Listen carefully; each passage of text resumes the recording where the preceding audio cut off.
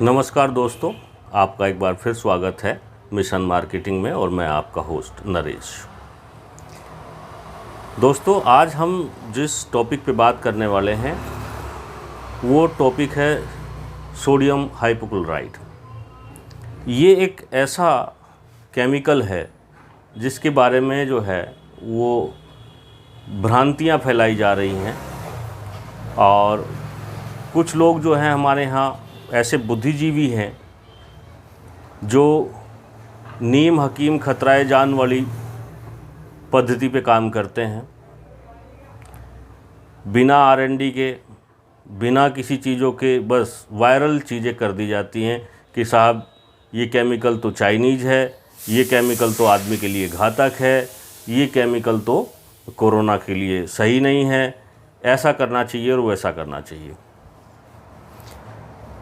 तो sodium hypochloride जो है वो एक एसिटिक प्रवृत्ति का एजेंट है। ये सरफेस क्लीनर को क्लीन करने में काम आता है। एक तरीके का ब्लीच आप इसे मान लीजिए, ये एक ब्लीचिंग एजेंट है।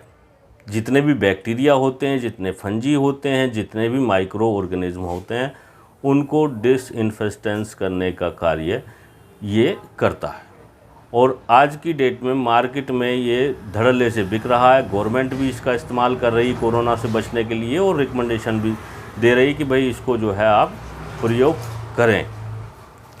अब कुछ बुद्धिजीवी कह रहे हैं कि नहीं साहब ये तो जो है प्रोडक्ट बैन वाला है। ठीक है, हम मानते हैं कि किसी समय में गवर्नमेंट ने इसको जो है वो ह्यूमन टेंडेंसी के विपरीत जो है घोषित किया था, इसको बैन किया था। लेकिन अभी जब कोरोना काल चल रहा है, बहुत सारी चीज़ों की प्रॉब्लम्स है, सरकार ने इसको वापस से उस लिस्ट में डाला है कि आप इसको जब तक कोरोना है तब तक इस्तेमाल में ले सकते हैं।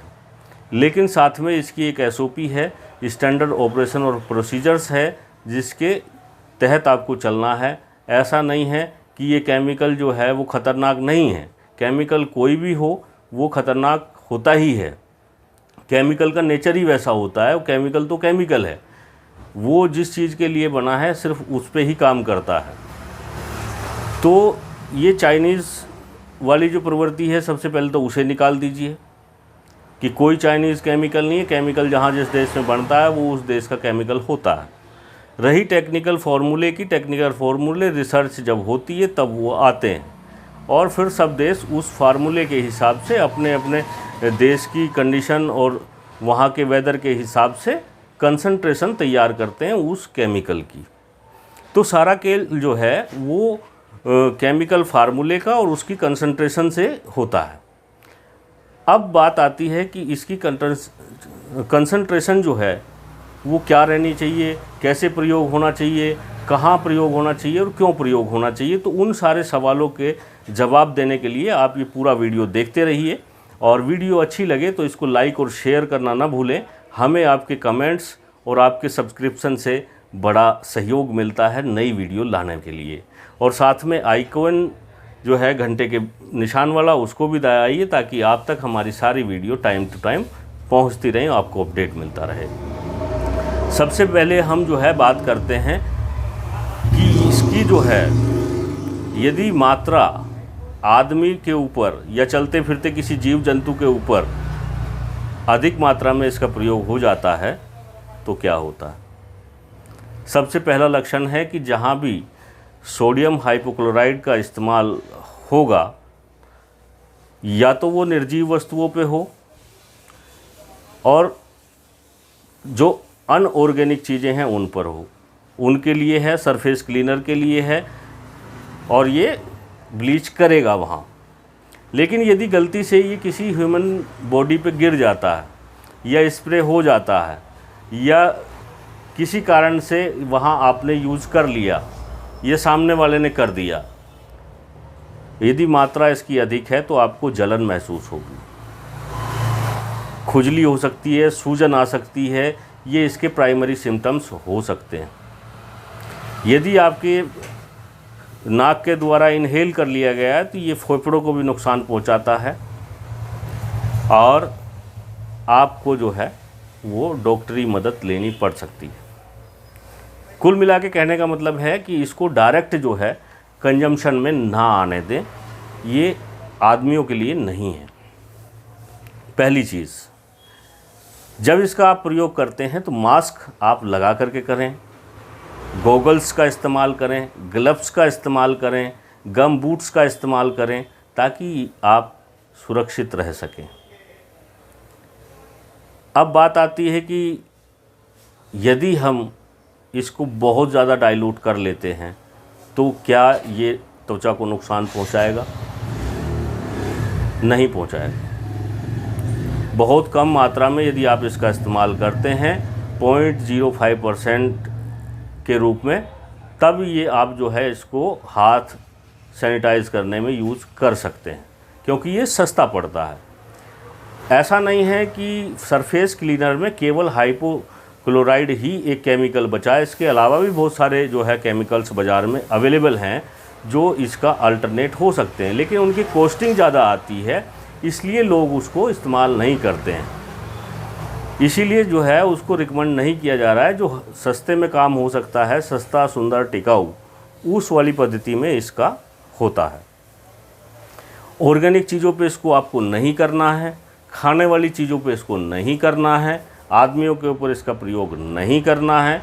सिर्फ आपको सैनिटाइज करने के लिए आप गाड़ी का हैंडल इससे कर सकते हैं, घर का डोर कर सकते हैं, फ्लोर क्लीनर कर सकते हैं, ऑफिसेज़ की टेबल कर सकते हैं, क्लॉथ को इसमें वॉश कर सकते हैं। ये सारी चीज़ें आपकी जो हैं वो इससे सैनिटाइज हो जाएंगी। होम सैनिटाइज़र के रूप में, रोड सैनिटाइज़र के रूप में, डोर सैनिटाइज़र के रूप में, सोसाइटी सैनिटाइज़र के रूप में जितनी भी पेस्ट कंट्रोल एजेंसीज़ हैं वो आज इसका भरपूर इस्तेमाल कर रही हैं। पूर्ण रूप से इफ़ेक्टिव है, कहीं कोई दिक्कत नहीं है। इंडिया में ये आसानी से मिल रहा है, इसका आप प्रयोग कर सकते हैं। लेकिन जो बताए गए सावधानियां हैं उनको आपको ज़रूर ध्यान में रखना होगा। यदि गलती से आपने इसको इनहेल कर लिया, आपके पेट में ये चला गया, तो क्या होगा? होगा कुछ भी नहीं। आपको डॉक्टर के पास जाकर के मदद लेनी होगी। यदि गलती से ये चला जाता है आपके पेट के अंदर में, तो आपको वोमिटिंग नहीं करनी है। आपको जो है दूध पीना है, अधिक से अधिक पानी आप पी सकते हैं, सोडियम बाइकार्बोनेट आप ले सकते हैं, और साथ में जो है जितना जल्दी हो सकता है आप डॉक्टर के पास जाकर के उसको बता दें कि ऐसी ऐसी पोजीशन है, तो आपको बचा लिया जाएगा। ठीक है, ये हमारी सलाह है। अब रही बात कि कंसंट्रेशन को तैयार कैसे करना है। बाज़ार में ये 3% में भी अवेलेबल है, 5% में भी अवेलेबल है, 6% और 7% में भी अवेलेबल है। लेकिन मैं आपको बता दूं कि इसकी रिकमेंडेड डोज जो है वो 0.5 से अधिक आपको नहीं यूज़ करनी है। इससे पहले भी मैं एक वीडियो आपको बता चुका हूं कि ओवरडोज कोरोना में घातक हो सकती है, क्योंकि ओवरडोज से समाधान नहीं है। आप जो नियमित डोज है उसका ही इस्तेमाल करें, उसी से काम हो जाएगा। ओवरडोज करने से कोई बेनिफिट होना नहीं है। जितना 0.5% की डोज से ये उसको बैक्टीरिया को निपटाएगा, आप 1% की डोज करेंगे तो भी उतना ही काम करेगा। लेकिन अधिक मात्रा में होने की वजह से यदि उस सरफेस को कोई आदमी बाद में छूता है, उसकी बॉडी वहाँ अटैच होती है, तो परेशानी हो सकती है। तो एज ए टेक्निकल ट्रेनर मैं आपको यही सलाह दूंगा कि आप जो है वो कम से कम मात्रा में इसका प्रयोग करें और 0.5 से अधिक प्रयोग ना करें। कंसंट्रेशन जब इसका तैयार करना हो तो आप उस पर देख लीजिए कि आपका जो केमिकल है उसकी तीव्रता क्या है, और उसी के हिसाब से उसको जो डाइल्यूशन आपको बनाना है। अब एक चीज़ और समझ लीजिए कि कितना केमिकल लगाना है, इससे काम नहीं बनेगा। जो आप सॉल्यूशन बनाते हैं उसके कंसंट्रेशन की तीव्रता आपको 5% लानी है। यानी कि 0.5% तीव्रता लाने के लिए आपको उसी हिसाब से केमिकल का मिश्रण तैयार करना है, उतना ही पानी मिलाना है 1 लीटर केमिकल में कि उसकी कंसंट्रेशन 0.5% बनी रहे। यदि 5% कंसंट्रेशन का केमिकल आपके पास है और उसमें आप जो है वो 100 लीटर पानी ऐड करते हैं, तो कैलकुलेट आसानी से आप कर लीजिए कि कंसंट्रेशन क्या बनी। आप सभी जो है मेरे हिसाब से ये कैलकुलेशन आसानी से कर पाएंगे। और आज का जो वीडियो है वो आपको ज़रूर अच्छा लग रहा होगा। चलते चलते मैं आपको एक और इम्पोर्टेंट बात बता देता हूँ कि सोडियम हाइपोक्लोराइड का जो मिश्रण तैयार होना है वो मिश्रण सिर्फ़ और सिर्फ पानी के साथ ही आपको तैयार करना है। किसी अन्य पदार्थ का आप इसमें इस्तेमाल नहीं करेंगे, कोई अन्य केमिकल आप इसमें मिश्रित नहीं करेंगे, क्योंकि इसमें जो है वो दिक्कतें आ सकती हैं। केवल आप सोडियम हाइपोक्लोराइड को पानी के साथ में मिला करके और 0.5% की कंसंट्रेशन के साथ स्प्रे कर सकते हैं। आप इसको अपने हाथों से घर में खुद भी बना करके इस्तेमाल कर सकते हैं। सावधानी जो बताई गई हैं, ग्लव्स, मास्क, स्पेक्स, सर के ऊपर कैप या फिर जो है गमछा आप बांध करके, और कोशिश करें कि ह्यूमन बॉडी पे ना पड़े, किसी जानवर को ना पड़े, और इसका इस्तेमाल आप कर सकते हैं। ये सुरक्षित है, अच्छा है और बढ़िया से काम कर रहा है। अगले वीडियो में हम कुछ और केमिकल्स की जानकारी लेकर के हाजिर होंगे। इसी के साथ आपका धन्यवाद। थैंक्स।